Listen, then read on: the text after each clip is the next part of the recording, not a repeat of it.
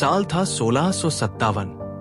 शक्तिशाली पुरंदर किले में एक राजकुमार का जन्म हुआ था, संभाजी, जो महान छत्रपति शिवाजी महाराज और महारानी साईबाई के पहले बेटे थे। उनके जन्म के क्षण से ही नियति ने उनके जीवन को युद्ध, बलिदान और विश्वासघात की स्याही से लिख दिया था। लेकिन किस्मत क्रूर थी। जब वो बच्चे ही थे तभी उनकी माता साईबाई का निधन हो गया। अपनी दादी जीजाबाई की देखरेख में पले बढ़े संभाजी युद्ध, कूटनीति और नेतृत्व की कला सीखते हुए बड़े हुए। उन्होंने कई भाषाओं, संस्कृत, फारसी और मराठी में महारत हासिल की।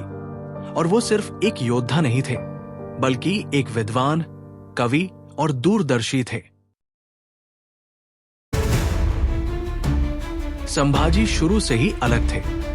उनकी उग्र भावना, उनकी निर्भीकता और अन्याय के सामने न झुकने की उनकी आदत ने उन्हें प्रशंसित और निर्भय दोनों बना दिया। लेकिन यही भावना उनके अपने ही दरबार में संघर्ष भी लेकर आई। शिवाजी के मंत्री, विशेषकर अन्नाजी दत्तो, उन पर भरोसा नहीं करते थे। उनकी सौतेली मां सोयराबाई अपने बेटे राजाराम को गद्दी पर बैठाना चाहती थी। बाद के वर्षों में अदालती राजनीति ने उन्हें अपने पिता से दूर रखा। लेकिन फिर 1680 में मराठा साम्राज्य के संस्थापक शिवाजी महाराज का निधन हो गया। साम्राज्य एक चौराहे पर खड़ा था। राजगद्दी पर कौन बैठेगा? स्वराज्य के सपने को अब कौन आगे ले जाएगा? ये किसी को भी नहीं पता था। जब षड्यंत्रकारियों ने उन्हें उखाड़ फेंकने की कोशिश की, तो संभाजी ने तूफान की ताकत से जवाबी हमला किया। उन्होंने सत्ता पर कब्जा कर लिया और खुद को सिंहासन का असली उत्तराधिकारी घोषित कर दिया। 20 जुलाई 1681 को उन्हें आधिकारिक तौर पर छत्रपति के रूप में ताज पहनाया गया। लेकिन उनकी लड़ाई तो अभी शुरू ही हुई थी। मुगल बादशाह औरंगजेब की नजर दक्कन पर थी। 5 लाख से अधिक सैनिकों की सेना के साथ उसने मराठों को हमेशा के लिए कुचलने की कसम खाई। लेकिन संभाजी कोई साधारण राजा नहीं थे। वे पहले एक योद्धा थे। बहुत छोटी सेना के साथ उन्होंने गुरिल्ला युद्ध छेड़ा। बिजली की गति से मुगल सेना पर हमला किया और पहाड़ों में गायब हो गए।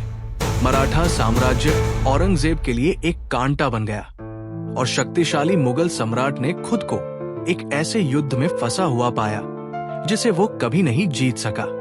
लेकिन ये सिर्फ मुगलों से नहीं था। संभाजी ने पुर्तगालियों, अंग्रेजों और जंजीरा के सिद्दियों से एक साथ लड़ाई की। उन्होंने गोवा पर हमला कर पुर्तगाली उपनिवेशों को हिलाकर रख दिया। चारों ओर से दुश्मनों से घिरे होने के बावजूद उन्होंने मराठा ध्वज को ऊंचा रखा। लेकिन फिर विश्वासघात आया। फरवरी 1689 में संभाजी को उनके ही बहनोई गनोजी शिर्के ने धोखा दिया। जैसे ही उन्होंने संगमेश्वर में विश्राम किया, मुगल सेना ने उन्हें घेर लिया। वो शेर की तरह लड़े, लेकिन उनकी संख्या कम थी। उन्हें पकड़ लिया गया, जंजीरों में बांध दिया गया और औरंगजेब के दरबार में घसीटा गया। संभाजी मुगल सम्राट के सामने खड़े थे। औरंगजेब ने उन्हें एक विकल्प दिया, इस्लाम अपना लो, मराठा साम्राज्य को आत्मसमर्पण कर दो और जीवित रहो, या धीमी दर्दनाक मौत मरो। लेकिन संभाजी महाराज शिवाजी के पुत्र थे। वो औरंगजेब के सामने हंसे और झुकने से इनकार कर दिया। क्रोधित होकर औरंगजेब ने इतिहास की सबसे क्रूर फांसी का आदेश दिया। एक पखवाड़े से अधिक समय तक संभाजी को प्रताड़ित किया गया। उनकी आंखें निकाल ली गई, उनकी जीभ काट दी गई, उनका शरीर अंग अंग टुकड़े टुकड़े हो गया था। लेकिन भले ही उनका शरीर नष्ट हो गया, उनकी आत्मा अक्षुण्ण बनी रही।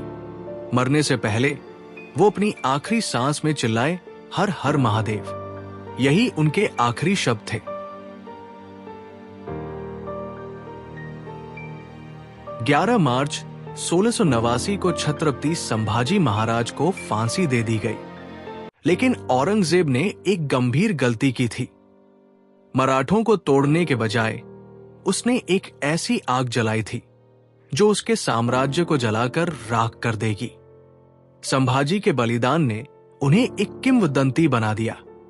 उनके लोग नए गुस्से से उठे और लड़ाई जारी रखी। उनके भाई राजाराम महाराज और बाद में उनके भतीजे छत्रपति शाहू ने मराठों को अंतिम जीत दिलाई। वर्षों बाद 1707 में औरंगजेब की मृत्यु हो गई एक पराजित सम्राट। मराठों को नष्ट करने का उसका सपना उसका सबसे बड़ा दुस्वप्न बन गया था। मराठा साम्राज्य यूं ही कायम नहीं रहा, यह भारत की सबसे शक्तिशाली ताकत बन गया।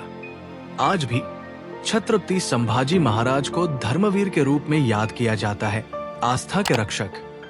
ऐसे योद्धा जिन्होंने अपमान के बजाय मौत को चुना, और ऐसे राजा जिन्होंने कभी आत्मसमर्पण नहीं किया। उनकी कहानी सिर्फ इतिहास नहीं है, ये साहस, बलिदान और स्वराज्य के सच्चे अर्थ का एक सबक है।